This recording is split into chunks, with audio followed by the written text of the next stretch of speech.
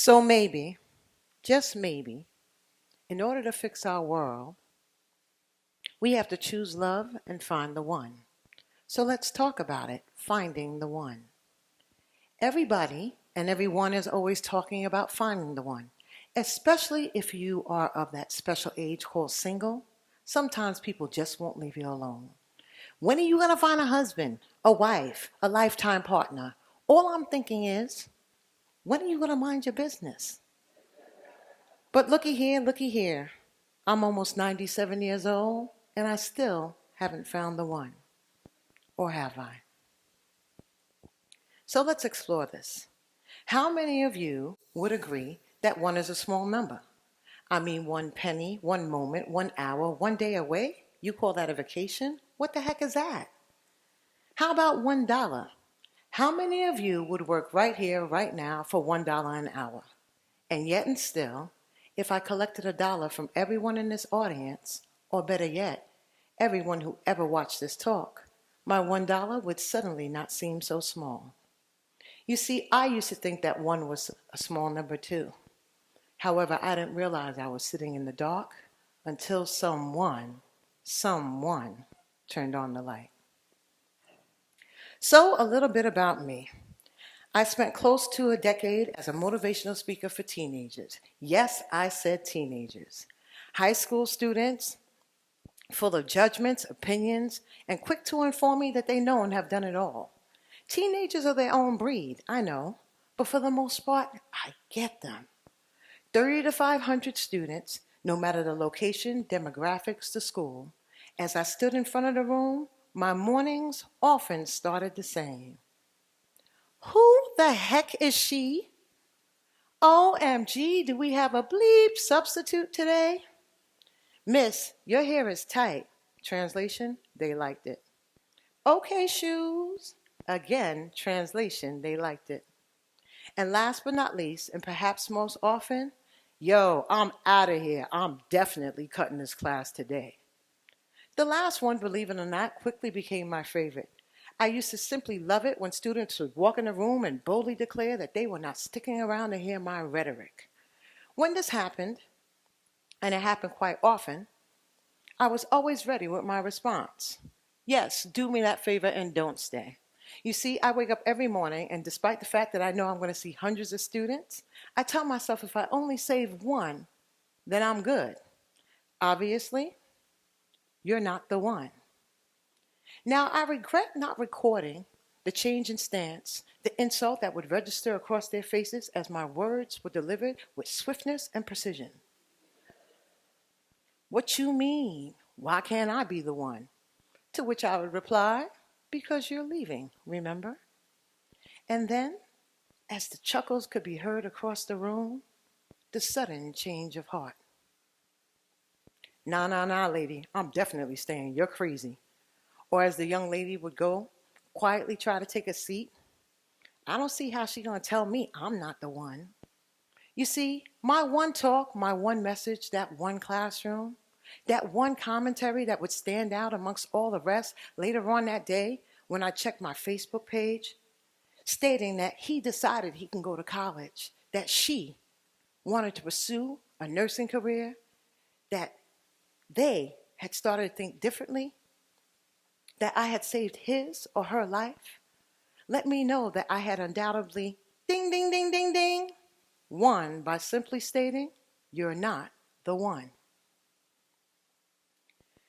So it was late 2011 when I felt the lump in my breast. What the heck is that? No need to panic, I told myself, as I made a doctor's appointment concerning the ball of tissue that had, unbeknownst to me, made my breast its home. You're not living here, I boldly let it know, and so it was done, right? Well, it was only a few days later that the doctor finally gave me the reassurance that I needed. He looked me squarely in the eye and stated, I think that the lump in your breast is benign. Of course you will have to biopsy, mammo. I didn't hear anything else. Shh, I whispered as the marching band started parade through my mind, celebrating what at least was for now my good news. Thank you, Doc, I smiled as I jumped off the table. and pause to thank my Heavenly Father that I had spoken to roughly 7,111 times within the last 24 hours. 100 tests and 400 biopsies later, or so it seemed, early on a Saturday morning it came, the one call. With trepidation I answered. The voice on the line came through crystal clear. The biopsy shows that the lump on your left breast is benign. Zigga, zigga, womp, dub, dub, dub, dub. Who hired the DJ? I thought as my shoulders started to shake and my hips started to sway, celebrating what was once again my great news. And then somewhere between the rustic beat and the rhythmic lyrics, the voice continued, and all I could hear was, right breast malignant. Wait a minute, what? The music came to a sudden stop. Me? Cancer? Everything changed with that one call. One family that, despite our craziness, our dysfunction, and our differences, that would come together and stand in the face of this one adversity. One commentary, one hug, one card, one pink party, one friend that would all amass and just explode into me, pulling out that fierce fighter within me and declaring victory before the battle could ever begin. One decision to face that challenge that I knew would manifest changes in me, those connected to me, connected to them, and so on. One breast. Yes, I know it looks like I have two, but only one came with the original model, and still, I've won. So, my son is a basketball player, a 15-year-old boy whose shoe size is equivalent to his age. Can you imagine that? A 15-year-old wearing a size 15? He's a great student and a consummate athlete and recently shared with me a story. The story about a young man who, when leaving high school, was unrecognized for his prowess and athletic ability on the court, but somehow still believed that a college scholarship was for him. How this young man registered at an exposure camp, and perhaps due to his lack of popularity or his late submission, was regulated to play in the auxiliary gym away from all the college coaches that people thought could change his life. How one coach on that day left the main gym due to his hunger, and while getting something to eat, could not ignore the cadence of basketballs he heard coming from down the hall and let his curiosity get the best of him. Now, it's been reported that this coach said that he knew within minutes that he wanted this young man on his team. The young man was recruited, went on to play college ball, and was chosen as the number 2 pick in the NBA draft this year. Yes, I said number 2, so you might be wondering what this has to do with the one. Well, you see, the story got me to thinking. What if this young man had resigned himself the minute he was regulated to that overflow gym? You know the way you resign yourself when things just aren't going your way? What if in that one moment when that coach walked in, he hid behind excuses, laziness, apathy, or self-pity? You know the way you do when you think opportunity has just passed you by? And then it came to me. Could it be that the universe supplies us with 100% of opportunity, one moment of alignment at a time? But unfortunately for most of us, when this happens, we're caught only giving 50% effort, or even worse, only having 10% belief. When will we realize that what we believe in that one moment or series of moments can be greater than anything else? When will we know that excuses, apathy, discouragement, doubt are all the enemy? And if we choose to stand in our own truth, one challenge at a time, that we can have all that our hearts ever desire. You see, it's clear to me that this young man has already won. But make no mistake about it. The fact that you're sitting here in this audience right here, right now, means that if you can muster up the strength, the courage to believe in yourself in every one moment, one challenge at a time. One day you can declare yourself the winner. 2, he was a patriarch, stronger than any man I had ever known, and could make our American superheroes cower with shame.